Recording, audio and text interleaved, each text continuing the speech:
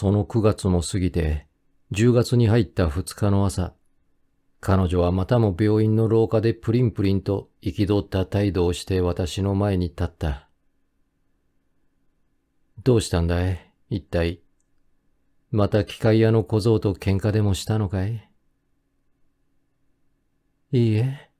だって先生、明日は10月の3日でしょ？バカだな。10月の3日が気に入らないのかい？ええ。だって、毎月3日が公木会の期日じゃございません？ああ、そうだっけな。忘れていたよ。まあ、そんなところまで白鷹先生とそっくり。先生は公木会へおいでになりませんの？白鷹先生が行くんなら僕も行くよ。この間、お約束なすったんじゃございません？いいや、約束なんかした覚えはないよ。まあ、そんならいいんですけど。どうしたんだい？つい今しがた、白鷹先生からお電話が来ましたのよ。臼木先生はまだ病院にいらっしゃらないのかって。遅き病院の遅き先生ですって、そう言ったかい？まあ、どうかと思いますわ。いつも午前10時頃しかいらっしゃいませんって申しましたら、今日は風邪をひいて寝ちゃったから、公木会は失敬するかもしれないっておっしゃるんですね。私きっと先生とお約束なすってたのに違いないと思って腹が立ったんですよ。なんとかして会ってくださればいいのに。そりゃ、会おうと思えばわけはないよ。しかし妙に巡り合わせが悪いね。本当に意地の悪い。今日に限って風邪をおひきになるなんて、私、電話で奥さんに文句言っときますわ。余計なことを言うなよ。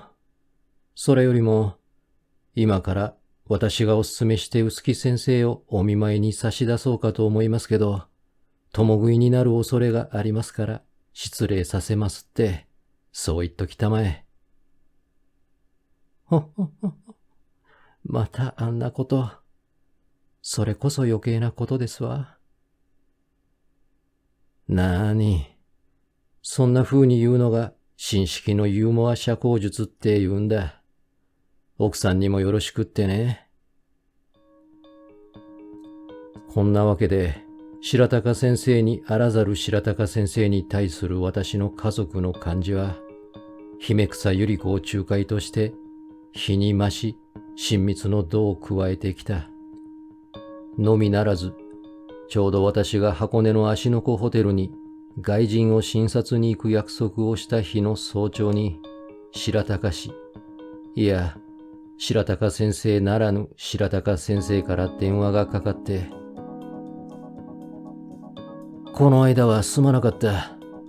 いつも間が悪くて君に会う機会がない。今日は歌舞伎座の切符が2枚手に入ったから一緒に見に行かないか？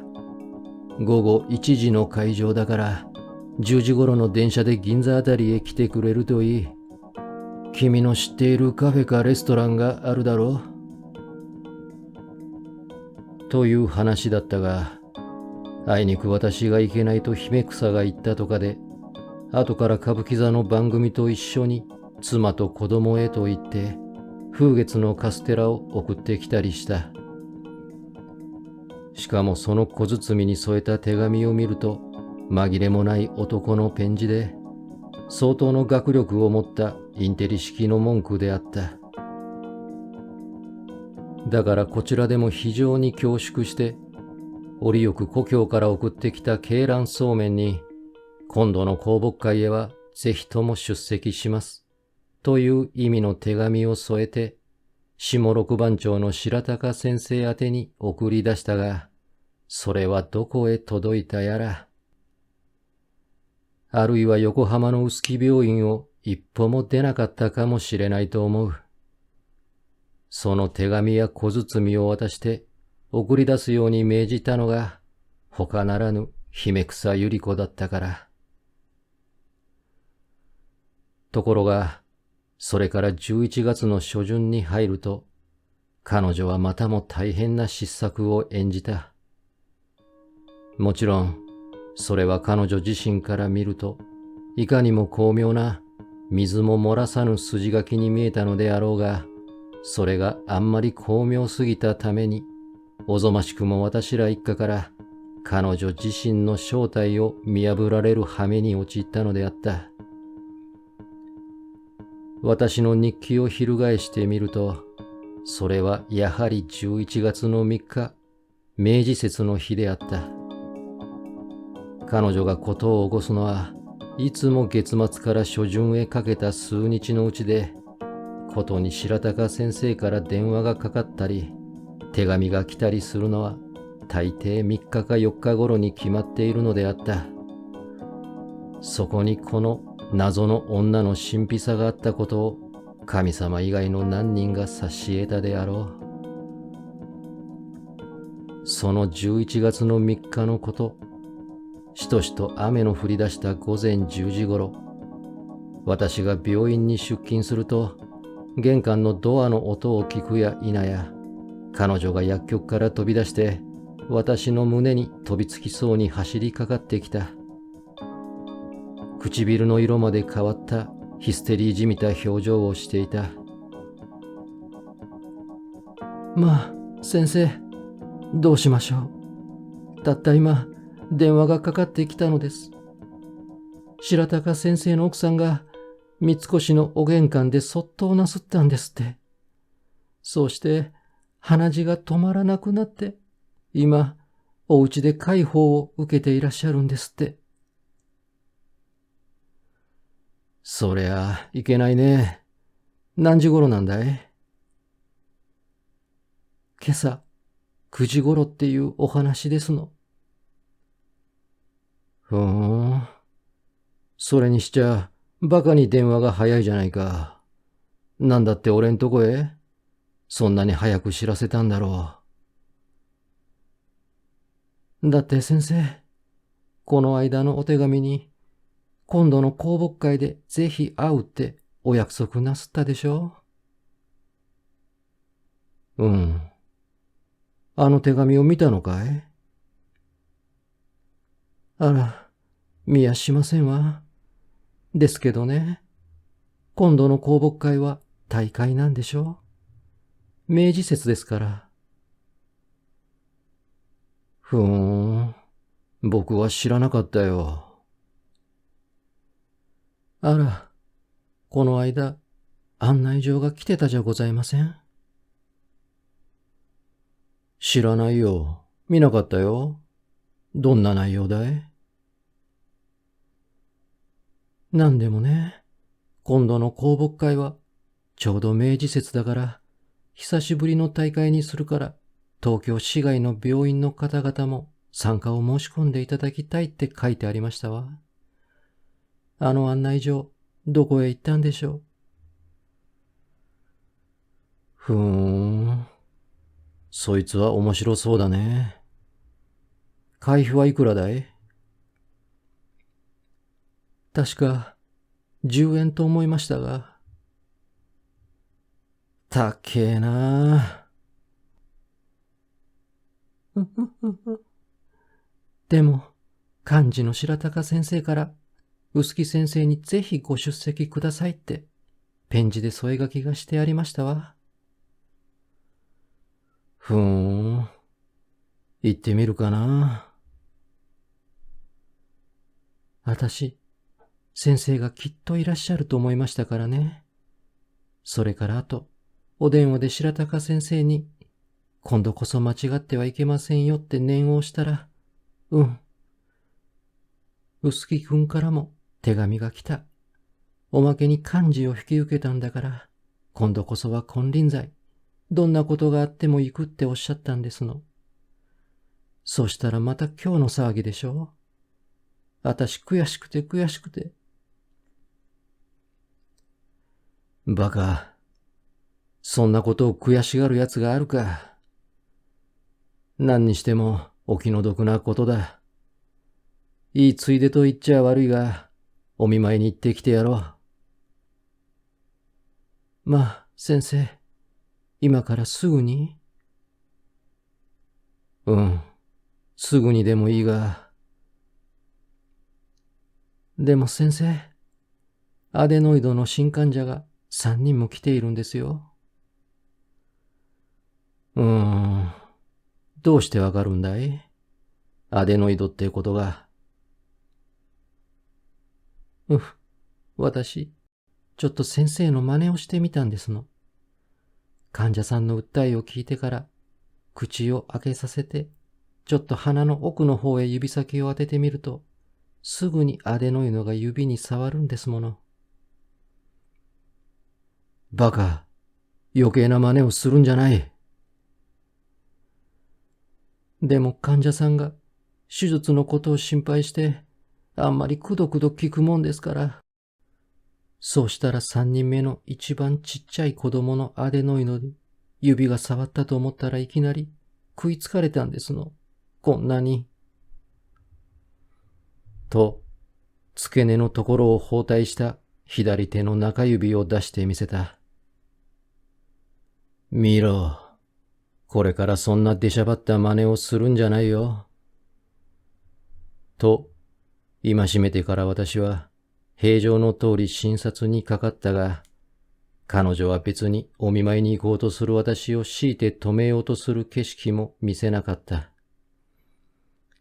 しかし、午後1時から3時までの私の休憩時間が来て、ほど近いもみじ坂の自宅に帰ろうとすると、その玄関で彼女がまたも私の前に駆け寄りながら、しおしおと頭を下げた。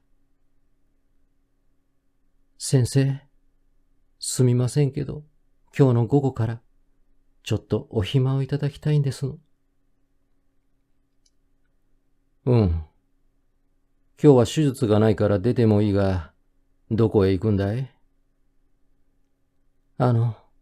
白鷹先生の奥様のところへ、お見舞いに行きたいんですの。どうしても一度お伺いしなければ、と思いますから。そりゃちょうどいい。僕も今夜あたり行こうと思っているんだから、そう言っといてくれたまえ。ありがとうございます。では、行ってまいります。気をつけて行っといでよ。お天気ももう上がるだろう。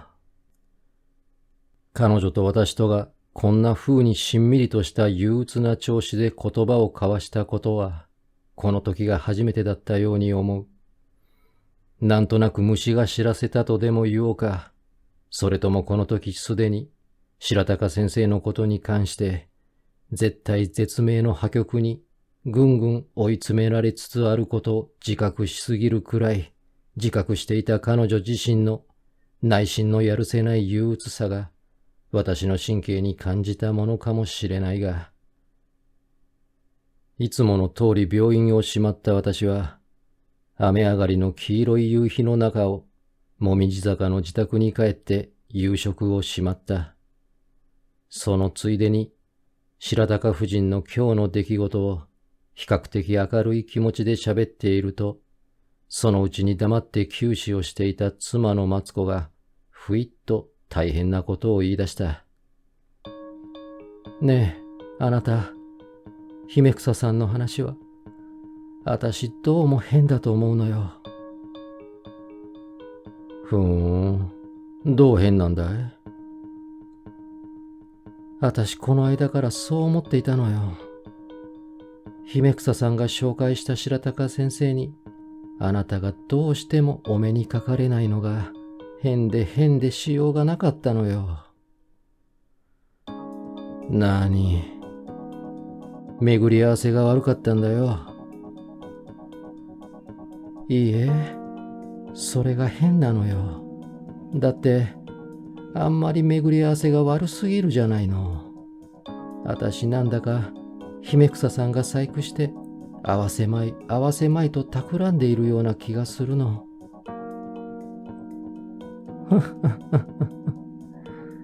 どうしても会えない人間なんて確かにお前の趣味だね。探偵小説、探偵小説。断っておくが妻のマツコは女学校時代から怪奇趣味とかいう探偵趣味雑誌の単読者で、その雑誌にかぶれているせいか、頭の作用が普通の女と違っていた。麻雀のテンパイを当てるぐらいのことはお茶の子さいさいで、職業紹介欄の産業広告のインチキを暇に明かして探り出す。または電車の中で見た婦人の服装から、その婦人の収入と不釣り合いな生活程度を批判するといったような一種の悪趣味の持ち主であった。だから我が妻ながら時折は薄気味の悪いことやうるさいこともないではなかったが、しかしそうした妻の頭の働きについて私が内心少なからず恐れを抱いていたことは事実であった。だからこの時も姫草看護婦に対する疑いを普通一般のやきもちと混同するような気は毛頭起こらなかった。また彼女の変チキ趣味が出たな、ぐらいにしか考えなかったが、それでもそうした彼女の姫草ゆり子に対する疑いが何かしら容易ならぬ大事件になりそうな予感だけははっきりと感じたから、念には念を入れるつもりで私は彼女の考えを一応検討してみる気になった。白鷹先生にどうしても俺が会えないのが不思議といえば不思議だが、論より証拠だ。今夜はこれから出かけて行って、是が非でも会ってくるつもりだから、いいじゃないか。ええ。でもお会いになったら、なんだか大変な間違いが起こりそうな気がしてしょうがないのよ、あたし。はっはっはっは。二人が出会った途端に、ボイーンと爆弾でも破裂するのかい？ええ、そういったような予感がするのよ。幾度叩いても爆発しなかった分母の砲弾が、ちょいと転がった弾みに爆発して、何もかもめちゃめちゃになった新聞記事があったでしょ。今度のこともそれに似てるじゃないの。なんだか私、胸がドキドキするわ。はっはっはいよいよもって怪奇趣味だ。しかも漫画趣味だよ。アダムスンか何かの。もっとすごい感じよ。悪趣味だね。それでも今日会えなかったら一体どうなるんだい、話は。いいえ、私今夜こそきっとあなたが白鷹先生にお会いになれると思うのよ。そうしたら何もかもわかると思うのよ。名探偵だね。どうして会えるんだい？今夜の公木会はどこであるんでしょう？やはり丸の内クラブさ。今からそこへおいでになったら、きっと白鷹先生が来ていらっしゃると思うのよ。バカな。奥さんが病気なのに来るもんか。バカね、あなた。まだ信じていらっしゃるの？白鷹の奥さんのそっと騒ぎを。信じているともさ。だからお見舞いに行くんじゃないか。お見舞いに行くのをよしてちょうだい。そうして知らん顔して公木会へ出席してごらんなさいって言うのよ。きっと本当の白鷹先生がいらっしゃるから。本当の白鷹先生。つまりそれじゃ今までの白鷹先生は姫草百合子の創作した影人形だって言うんだね。ええ、そうよ。なんだかそんな気がしてしょうがないのよ。あの子の実家が裕福だっていうのも当てにならない気がするし、年が19だっていうのもでたらめじゃないかと思うの。驚いた。どうしてわかるんだい？私、あの子が病院の廊下に立ち止まって何かしらしょんぼりと考え込んでいる横顔をこの間薬局の窓からじーっと見ていたことがあるのよ。そうしたら目尻と顎のところへ小さなシワがいっぱいに出ていてね。どうしても25、6の年間としか見えなかったのよ。ふーん。なんだか話がものすごくなってきたね。姫草百合子の正体がだんだん消え失せていくじゃないか。幽霊みたいに。そればかりじゃないのよ。その横顔をたった一目見ただけで、ひどく貧乏くさい、惨めな家の子の風付きに見えたのよ。おばあさんじみた猫背の格好になってね、こんな風に。階段階段、お化け、キャッと来そうだね。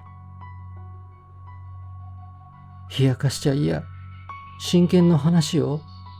つまり、いつもはお化粧と気持ちでごまかして若々しく無邪気に見せているんでしょうけど、誰も見ていないと思って考え込んでいる時には、すっかり気が抜けているから、そんな風に本性が現れているんじゃないかと思うのよ。大変な名探偵が現れてきやがった。お前、探偵小説家になれよ。きっと成功する。まあ、私真剣に言ってんのよ。じれったい。本当にあの人、気味が悪いのよ。そういうお前の方がよっぽど気味が悪いや。憎らしい。知らない。もう少し常識的に考えたらどうだい？第一、あの子がだね。姫草百合子が何の必要があってそんな骨の折れる嘘を企むのか、その理由がわからんじゃないか。今までに持ち込んできたお土産の分量だって生優しい金庫じゃないんだからね。おまけに折りもしないもう一人の白鷹先生を捜索して電話をかけさせたり、歌舞伎に案内させたり、カステラを送らせたり、風邪をひかしたり、平塚に往診させたり、奥さんを三越の玄関でひっくら返らしたりなんかして、作り事にしては相当骨が折れるぜ。言わんや、俺たちをこんなにまで騙す気苦労と言ったら、考えるだけでもゾッとするじゃないか。私、それは、みんなあの子の虚栄だと思うわ。そんな人の気持ち、私わかると思うわ。怪しい結論だね。恐ろしく無駄骨の折れる虚栄じゃないか。ええ、それがね、あの人は地道に生きたい生きたい、みんなに信用されていたいいたいと思い詰めているのがあの人の虚栄なんですからね。そのために嘘をつくんですよ。それが第一おかしいじゃないか。第一、そんなにまでしてこちらの信用を博する必要がどこにあるんだい。看護師としての手腕はちゃんと認められているんだし、うちが裕福だろうが貧乏だろうが、看護婦としての資格や信用には無関係だろう。それくらいのことがわからないバカじゃ姫草はないと思うんだが。ええ、そりゃわかってるわ。たとえどんな人だっても、現在うちの病院の大切なマスコットなんですから、疑ったり何かしちゃ済まないと思うんですけど。ですけど毎月2日か3日頃になると、ハンコで押したように白鷹先生の話が出てくるじゃないの。おかしいわ。そりゃ、公募会がその頃にあるからさ。でも、やっぱりおかしいわ。それがきっと会えないお話じゃないの。だから言ってるじゃないか。巡り合わせが悪いんだって。だからさ、それが変だって言ってるんじゃないの。巡り合わせが悪すぎて、なんだか神秘的じゃないの。よせよせ、くだらない。お前と議論すると、話がいつでも堂々巡りになるんだ。神秘もクソもあるもんか。白鷹くんに会えばわかるんだ。茶をくれ。私は黙って夕食の箸を置いて、身長のフロックと着替えた。誰しも疑わない姫草百合子の正体をここまで疑ってきた妻の頭をこうるさく思いながら、とにかく今夜はぜひとも白鷹くんに会ってみよう。石を起こし河原をめくってもか。はっはっはっは。えらいことに相なっちゃったな。桜木町から2円を奮発した私が、内港町の丸の内クラブへタクシーを乗りつけたのが午後の8時半頃であったろうか。実は女風情の言う通りになるのがこの際、少々豪腹ではあったが、自動車に乗り込むと同時に気が変わって、狭苦しい迷宮じみた下六番町あたりの暗闇を自動車でまごまごするよりも、わかりやすい丸の内クラブへあっさりと乗りつけたい気持ちになったからであった。クラブの玄関で九死に聞いてみると、公募会は今晩でございます。7時頃から皆さんお揃いで、もうかなりプログラムが進行しております。という返事であった。私は黙って、その九死に案内されて広やかなコルク調の階段を登っていったが、登っていくにつれて、海中に満ち満ちている好調したレコードと舞踏のざわめきに気がついた。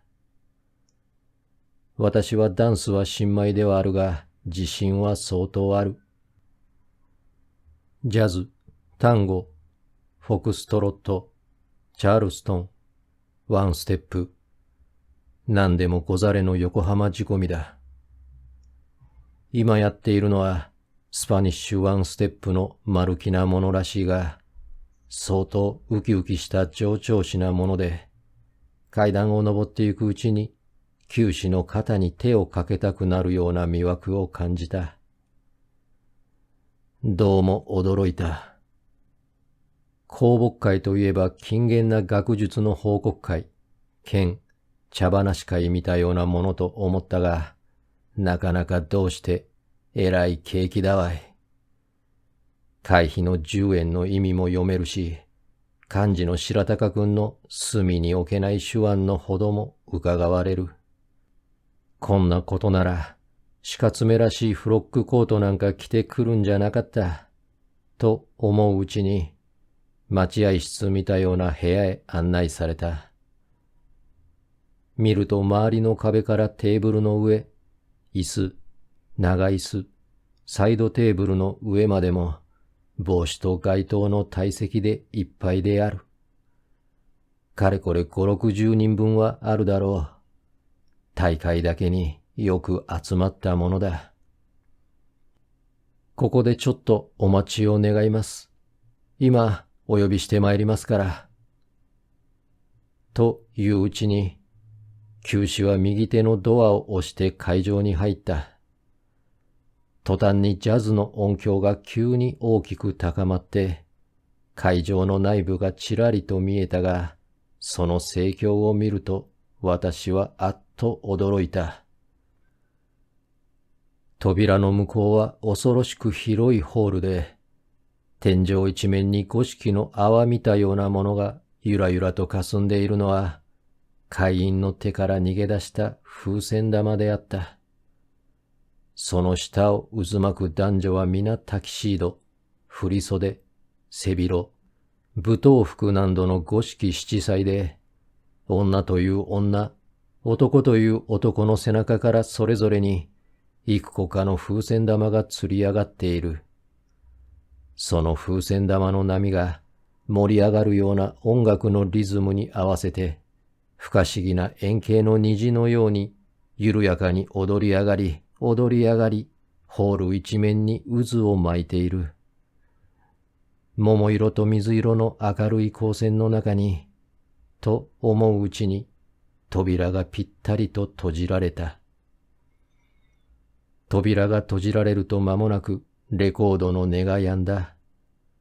それにつれて舞踏のざわめきが中絶してシーンとなったと思う間もなく、たった今閉まった扉が内側から開かれて、赤白だんだらの三角の紙棒をかぶったタキシードが5、6人、どやどやと流れ込んできて、私の目の前の長椅子に重なり合って倒れかかった。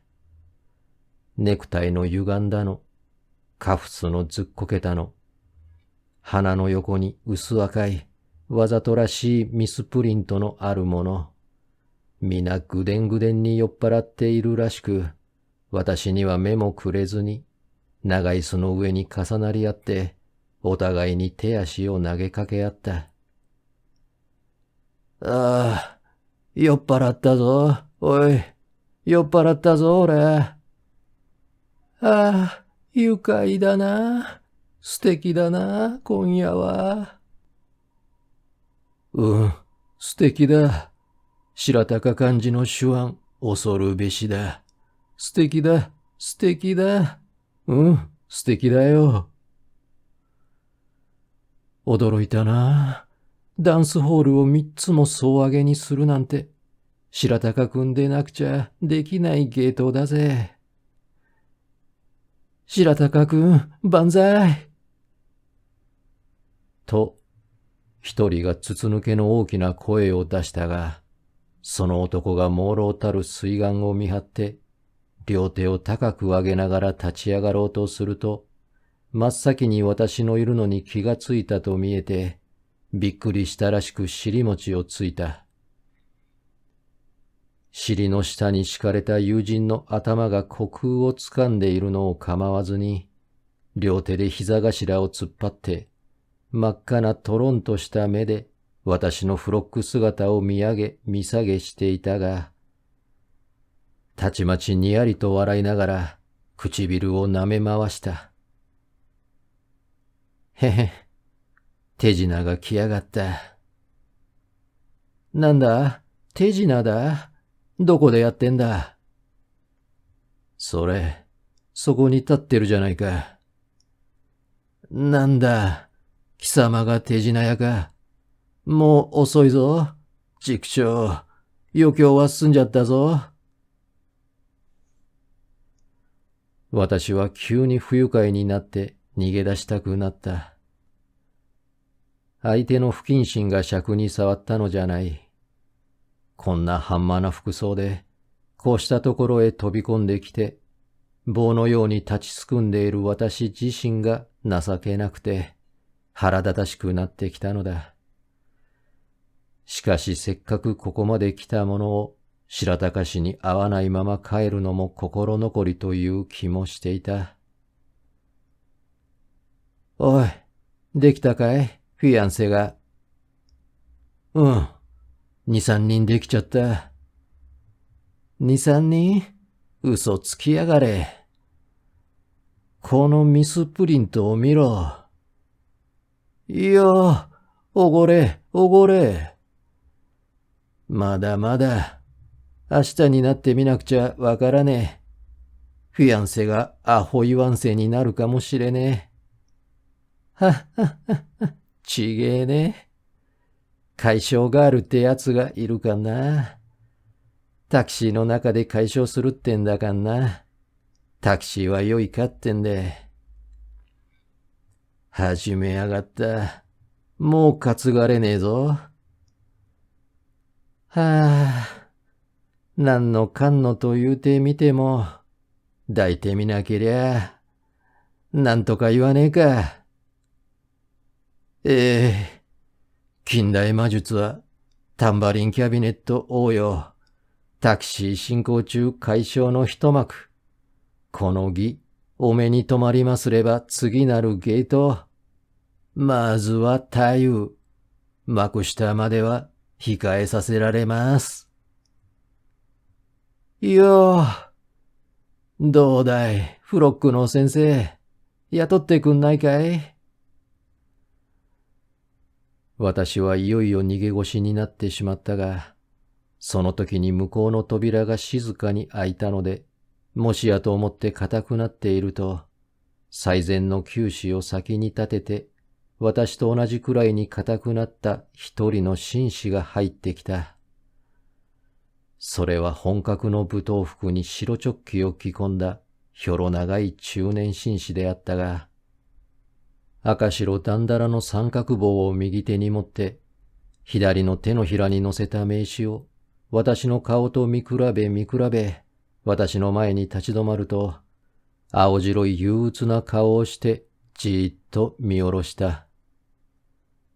酔っ払った長椅子の連中がシーンとなった。めいめいに好奇の目を光らして相手の紳士と私の顔を見比べ始めた。私は九州帝国大学在学当時の白鷹氏の写真を一応持っている。九大耳鼻科部長、K博士を中心にした医局全員のものである。それを白鷹氏の話が出るたんびに妻や姉に見せて、その時代のことを追悔したものであった。だから私はこの時に、この紳士は白鷹先生であることをすぐに認めることができた。そうして長い年月の間、どうしても会えなかった同士に、かくもたやすく会えたことを中心から喜んでほっとした。私はとりあえず目の前の白鷹先生の前学から後頭部へかけて、少なからずハゲていられるのに驚いた。今更に今弱の勘に打たれたが、しかし姫草看護婦から聞いた印象によって、白鷹先生が非常に来楽な、快逆的な人だと信じきっていたので、いきなり頭を一つ下げた。いや、白鷹先生じゃありませんか。僕は薄木です。先日はどうもありがとうございました。と笑いかけながら、一二歩近寄った。言い知れぬ懐かしさと、助かったという思いを胸に渦巻かせながら。ところが私は、その次の瞬間に面食らわざるを得なかった。非常に不愉快な、苦々しい表情をし、かすかに礼を返した白鷹先生の、近言この上もない無言の態度と、数歩を隔てて真正面に向かい合った私は、ものの2、3分間も棒を飲んだように固くなって突っ立っていなければならなかった。多分白鷹氏は、こうした私の面会ぶりがあまりにも突然で慣れ慣れしいのに驚いて、面食っておられたことと思う。言わんや、久しく物も言ったことのない人間に、いきなり先日はありがとう、などと言いかけられたら、誰だって一応は警戒するに決まっている。ことによると物慣れた死が、幹事役だけに私を、こうしたダンス宴会嵐の、いわゆるフロックギャングと間違えられたものかもしれないが、その辺の消息は明らかでない。とにもかくにも、こうして2、3分間睨み合ったまま立ちすくんでいるうちに、私はとうとうこらえられなくなって次の言葉を発した。どうも、何度もお目にかかり損ねまして、やっとお目にかかれて安心しました。こうした私の2度目の挨拶は、だいぶ堅苦しい外交事例に近づいていたように思うが、しかし白鷹氏は依然として私を見据えたまま、両手をポケットに突っ込んでいた。得体のわからぬ人間に口を聞くのは危険だと感じているかのように。こうしてまたも10秒ばかりの沈黙が続くうちに、またもホールの方向で浮き上がるような2ステップのレコードがわーんと鳴り出した。私の脇の下から氷のような冷や汗がタラタラと滴った。私はまたもたまらなくなって唇を動かした。ところで、奥さんのご病気はいかがです？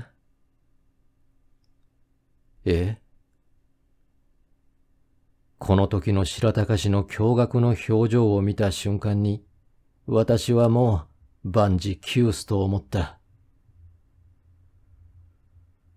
家内が、久美子が、どうかしたんですか？三越のお玄関で、そっとなすったそうで。いつ頃ですか？今朝の9時頃。どっという高潮が爆発した。長椅子に腰をかけて耳を澄ましていたタキシード連が腹を抱えて転がり始めた。笑いを誇張しすぎて床の上にずり落ちたものもあった。私は極度の狼狽に陥った。失敬な連中と思いながら私は矢庭にその連中の顔を睨みつけたが、これは睨んだ方が無理であったろう。そのうちに血色を回復した白鷹氏の唇が静かに動き出した。おかしいですね。妻は、久美子は今朝から教会の解放を書くのだと言ってどこへも行きません。無事にうちにおりましたが。嘘なんですか？それじゃあ。嘘？僕はまだ何も言いませんが、君に初めてお目にかかったんですが。またどっと起こる爆笑。姫草百合子のやつ、畜生。白鷹氏は突然に目をむき出して、半歩ほど後ろによろめいた。が、すぐに踏みとどまって、以前の謹厳な態度を取り返した。心配そうに息を切らしながら、私の顔を覗き込むようにした。姫草百合子がまた何かやりましたか？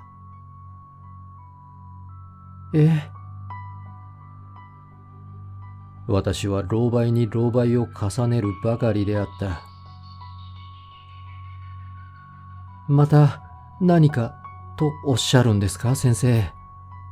先生は前からあの女、百合子をご存知なのですか？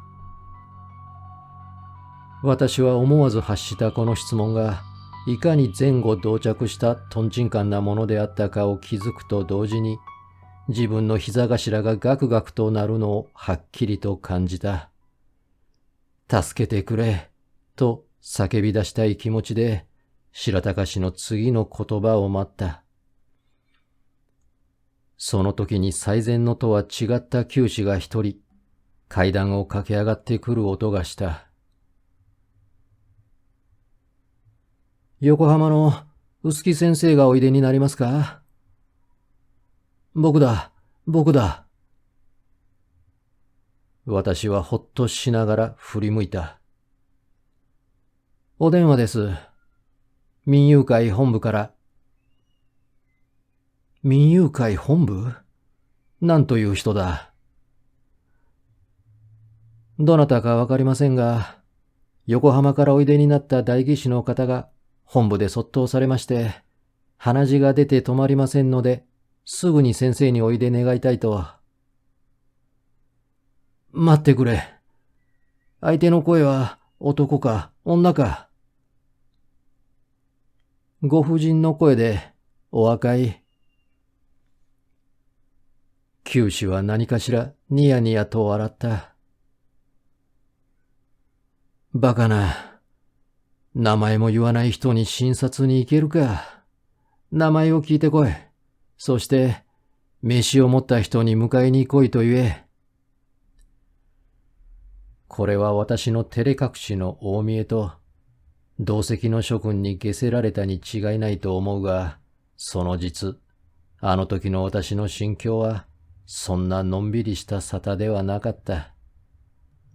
卒倒して鼻血という言葉が頭にピンときた私は、すぐに今朝ほどの白鷹夫人に関する彼女の報道を思い出したのであった。彼女、姫草百合子は、鼻血が出て止まらない場合に、耳鼻科の医師がいかに狼狽し心配するかを、どこかで実地に見て知っていたに違いない。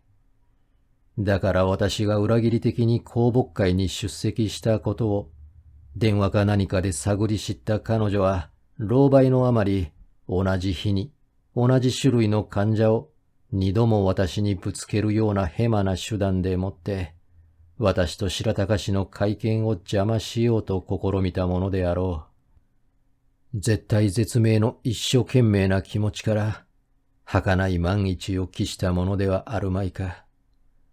もちろん偶然の一致ということも考えられないことはないが、彼女を疑う頭になってみると、断じて偶然の一致とは思えない。私は彼女、姫草百合子の不可思議な脳髄のからくり細工に、まんまと守備よくはめ込まれかけている私の立場を、この時にちらりと自覚したように思ったのであった。私は一生涯のうちにこの時ほど無意味な狼狽を重ねたことはない。私はそのまま列車の諸君と白鷹氏にあっさりとお辞儀しただけで、無言のままさっさと部屋を出た。またも湧き起こる爆笑と、続いて起こるゲラゲラ笑いとを、華やかに渦巻くジャズの旋律と一緒にフロックの背中に受け流しながら、走行として階段を駆け下りた。通りがかりのタクシーを拾って東京駅に走りつけた。そうして気を落ち着けるために、わざと2等の切符を買って、桜木町行きの電車に飛び乗った。なんだか横浜の自宅に容易ならぬ事件でも起こっているような気がして、家内が愛読している探偵小説の書きぶりを見ても、留守宅に大事件が起こるのは十中八九、こんな場合に限っているのだから。といったような想像が、別段考えるでもないのに、後から頭の中に湧き起こって、たまらない焦燥と不安の中に私を追い込んでゆくのであった。あの時の私の脈拍は、確かに100以上を打っていたに違いない。けれどもそこで無人の二等車の柔らかいクッションの上にどっかりと腰を下ろして、七の煙を一服吹き上げると間もなく、私の心境にまたも重大な変化が起こった。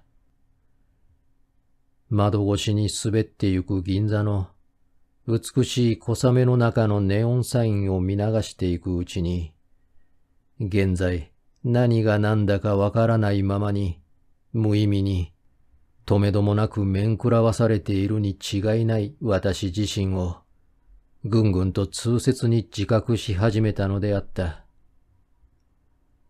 俺はなぜあんなに慌てて飛び出してきたのだろう。なぜもっと突っ込んで姫草のことを白鷹氏に尋ねてみなかったのだろう。白鷹氏は彼女のことについて、もっともっと詳しく知っているらしい口ぶりであったのに、もう一度白鷹氏と会えるかどうかわからなかったのに、と気がついたのであった。いずれにしても、白鷹氏と姫草百合子とが全然無関係でないことは確かだ。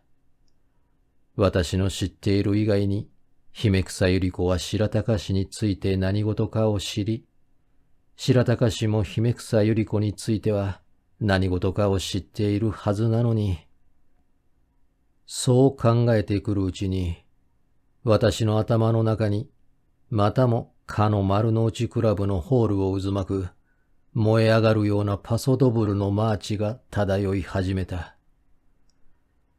私はまたも彼女を信用する気になってきた。私は彼女がこんなにまで深刻な、根気強い嘘を作って、私たちを陥れる必要がどこにあるのか、いくら考えても発見できなかった。それよりも、ことによると私は、姫草百合子に一杯食わされる前に、白鷹氏に一杯担がれているのかもしれない、と気がついたのであった。第一、この間、電話で聞いた白鷹氏の朗らかな音調と、今日あった白鷹氏のしゃがれた、沈んだ声とは感じが全然違っていたことを思い出したのであった。そうだ。白鷹氏はわざと、あんなに冷厳な態度をとって、後輩の田舎者である俺を担いでおられるかもしれない。後で大いに笑おうというつもりなのかもしれない。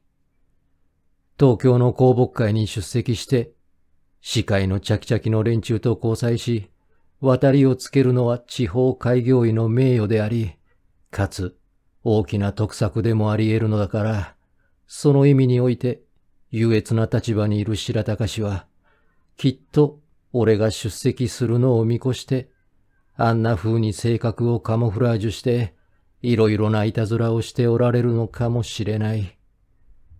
そうだそうだ。その方が可能性のある説明だ。それがまんまと守備よく図に当たったので、あんなにみんなして笑ったのかもしれない。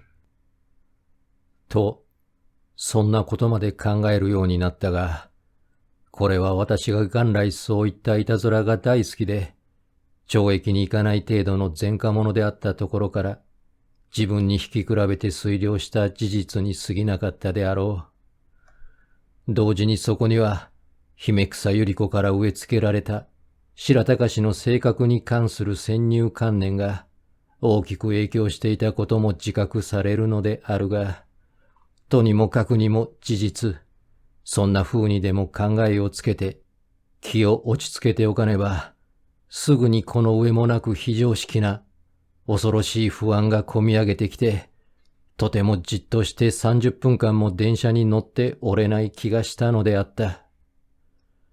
それでも電車がブンブン揺れながら、暗黒の平地を西へと走るのがたまらなく恐ろしくなって、途中で飛び降りてみたくなったくらい私は一種探偵小説的に不可解な不安な興奮の底流にとらわれていたのであった。横浜へ帰ったら私の家族と私の病院が姫草百合子もろともにどこかへ消え失せていはしまいかといったような。桜木町駅に着いたのは何時頃であったろうか。そこからほど近いもみじ坂の自宅まで何かしら胸を騒がせながら雨上がりの道を急いで行くと、突然に後ろの橋のたもとの暗闇から「臼木先生」と呼びかける悲しげな声が聞こえてきたので、私はちょうど予期していたかのようにギクンとして立ち止まった。それは疑いもない百合子の声であった。百合子は今日の午後、外出した時の通りの姿で、黒い男持ちのコウモリを持っており、嫁にも白い襟化粧をしていたが、気のせいかまぶたの縁が黒くなっていたようであった。彼女はそのコウモリを広げて、人目を忍ぶようにして私に寄り添った。そうしていつもの快活さを跡形もなくした陰気な、しかしハキハキした口調で問いかけた。先生、香木会へおいでになりまして。行ったよ。白鷹先生とお会いになりまして。会ったよ。白鷹先生、お喜びになりまして。いや、とてもぶっきらぼうだったよ。変な人だね、あの先生は。私は幾分、皮肉な語気でそう言ったつもりであったが、彼女はもうとっくに私のこうした言葉を予期していたかのように、私の顔をちらりと見るなり、寂しそうな微笑を横頬に浮かべてみせながらうなずいた。ええ、きっとそうだろうと思いましたわ。けれども先生、白鷹先生は本当はあんな方じゃないのですよ。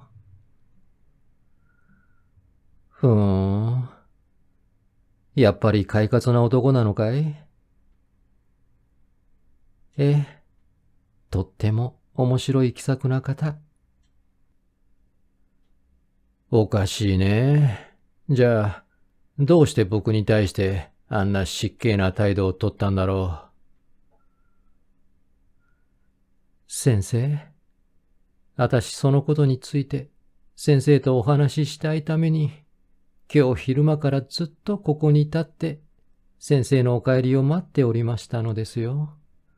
でも、お帰りが電車か自動車かわからなかったもんですからね。そういううちに彼女は二三度派手なちりめんのたもとを顔に当てたようであったが、それでも若い娘らしいキリッとした態度で、多少憤慨したらしい語気を交えながら、次のような驚くべき事実を語り出した。私はその時に彼女から聞いた白鷹先生の家庭に関する驚くべき秘密なるものを、ここに包まず書き留めておく。これは決して白鷹先生の家庭の神聖を冒涜する意味ではない。私が同志の人格をこの上もなく尊敬し、信頼している事実を告白するものであることを固く信じているからである。同時に、姫草百合子の嘘の天才が、いかに驚くべく真に迫ったものがあるかを証明するに足るものがあると信ずるからである。普通人の普通の程度の嘘では、到底救い得ないであろうこうした惨憺たる破局的な場面を、とっさの間にひらめいた彼女独特の天才的な虚構、10代和式の創作、脚色の技術をもって、いかに鮮やかに芸術的に収集していったか。私は光と騒音の川のような12時近くの桜木町の電車通りの歩道を彼女と並んで歩きながら、彼女の語り続けてゆく驚くべき真相なるものに対して熱心に耳を傾けていったのであった。白鷹氏、今日あった金言そのもののような白鷹氏は、境内耳鼻咽喉科に在職中、姫草百合子をこの上もなく珍重し、愛寵した。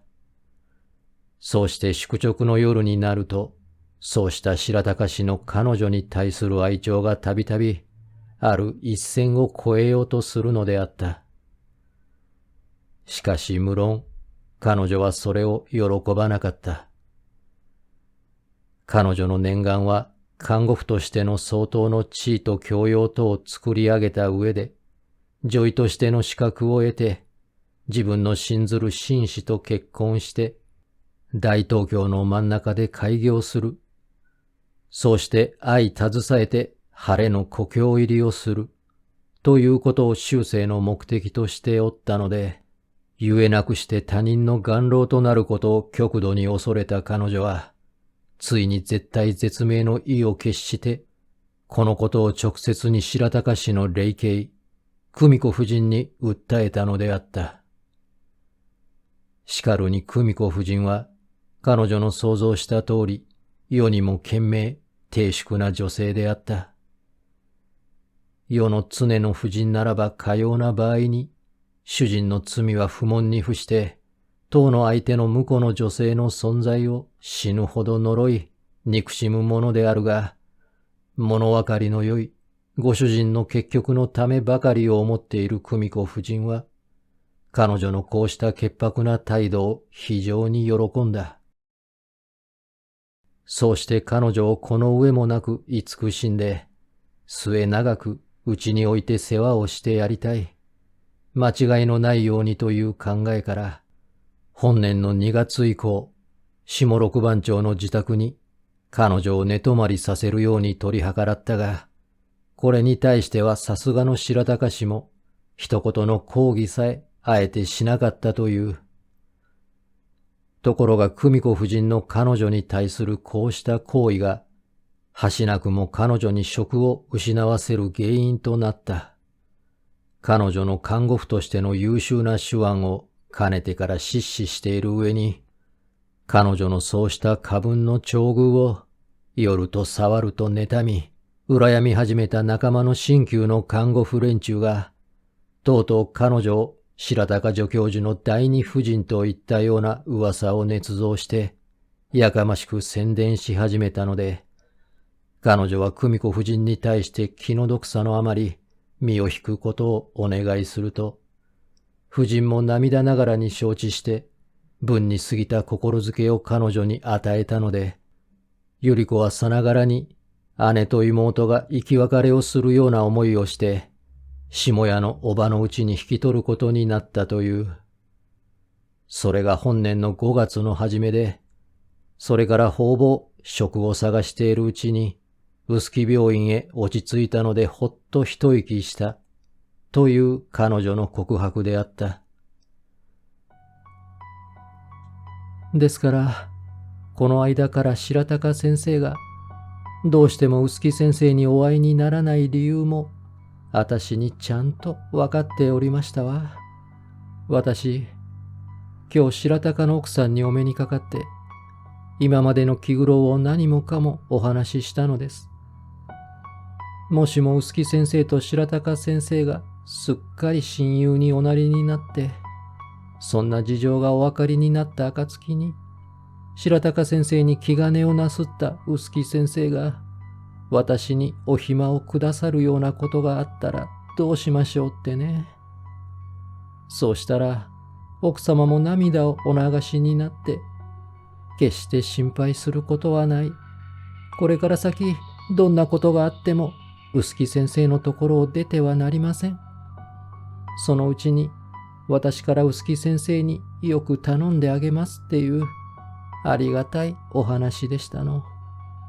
ですから私、大喜びの大安心で横浜へ帰ってくるには来たんですけど、今日臼杵先生が白鷹先生にお会いになった時に、白鷹先生がどんな態度をお取りになるか、如才ない方だから、案外あっさりとご交際になるに違いないとは思うんですけど、またよく考えてみると、男の方ってものは、こんなことにかけては、ずいぶん思い切った卑怯なことをなさるものですから、まあ、ごめん遊ばせ。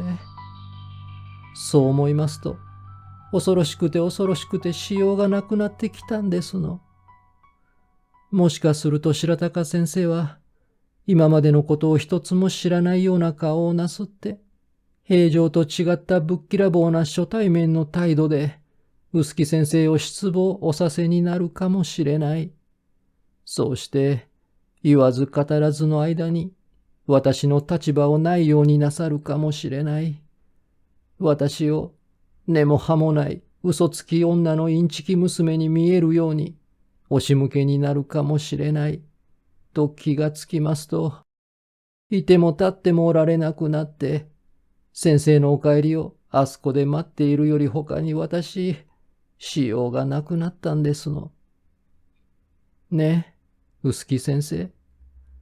先生が一番最初に白鷹先生に紹介してくれっておっしゃった時に、私がすっかり憂鬱になって、お断りしかけたことを覚えておいでになるでしょう。私、あの時になんだかこんなことが起こりそうな気がしてしょうがなかったもんですから、あんな風に躊躇したんですけど、大切な先生があんなに熱心にお頼みになるもんですから、思い切って私のことなんか構わないで、白鷹先生にお電話をかけたんですの。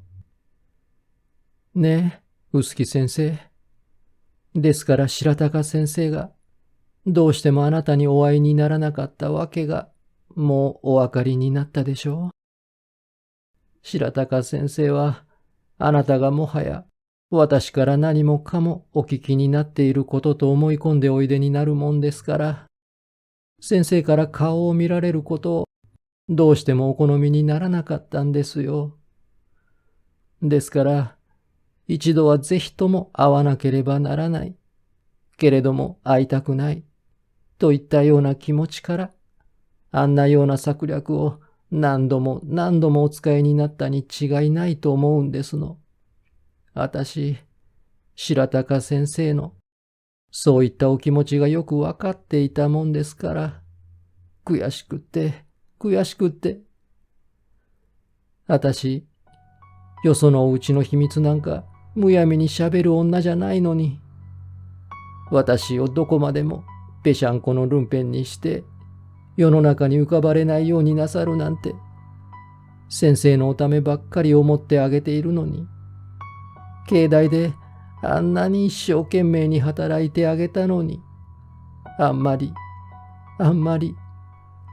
ですわ。